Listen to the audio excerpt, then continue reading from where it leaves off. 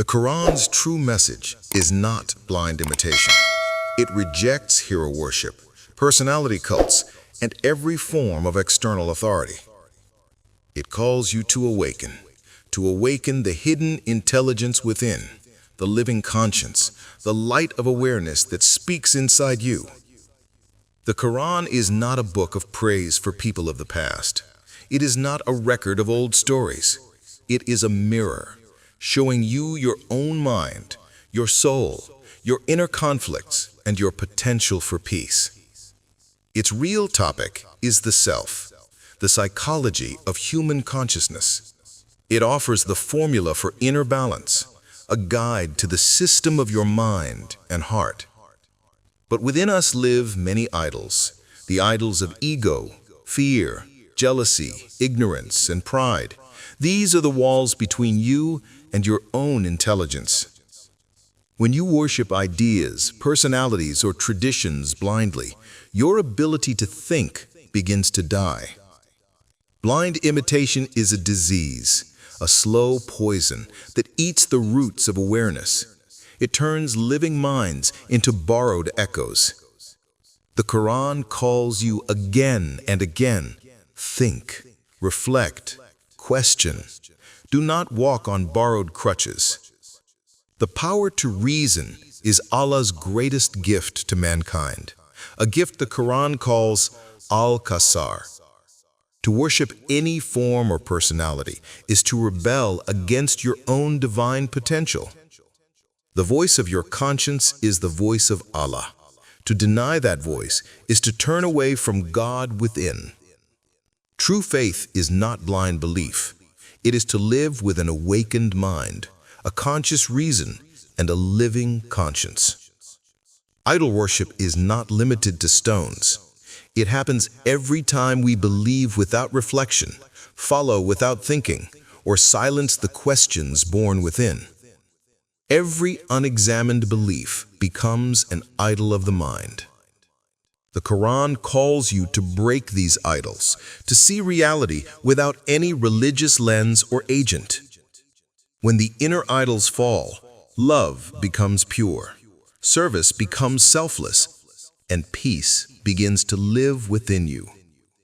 The Quran does not speak of the history of nations.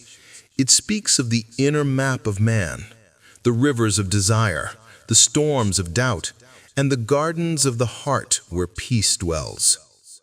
Its message is universal, beyond time, race, or place, a medicine for the restless mind, a cure for the storms of the self.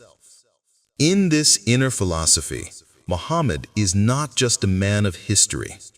Muhammad is the awakened conscience, the common sense within every human being, the voice that verifies truth from falsehood, the living awareness that builds Madinah, the city of peace within your heart. To obey the messenger is to listen to that inner voice of truth, for the messenger of Allah is the voice of Allah within your conscience, not a sound from the sky, but the whisper of your soul. The Muhammad of the Quran never dies. He is the eternal light of awareness, living in every age and every heart. Whenever this inner Muhammad awakens, the idols of ignorance collapse. Peace, Islam, is born within. That Medina is not a desert city. It is a spiritual state where thoughts, emotions, and intentions fall into perfect harmony. That balance is Islam, not rituals or customs, but the discipline of your inner being. It teaches love and humility, compassion and surrender to truth, not obedience to outer forms of power. When the heart's Medina awakens, hatred dies, because hatred is born only when we forget our unity.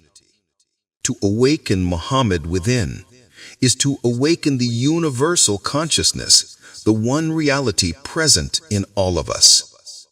This is the journey from imitation to originality, from division to unity, from borrowed belief to direct knowing. And the final Hajj is not a journey through deserts towards a city. It is the journey towards the Medina of the heart, where the living truth still breathes today. For more reflections on inner awakening and self-realization, follow Ahle Aqal on YouTube, TikTok, and WhatsApp channel. Visit www.ahleaqal.com.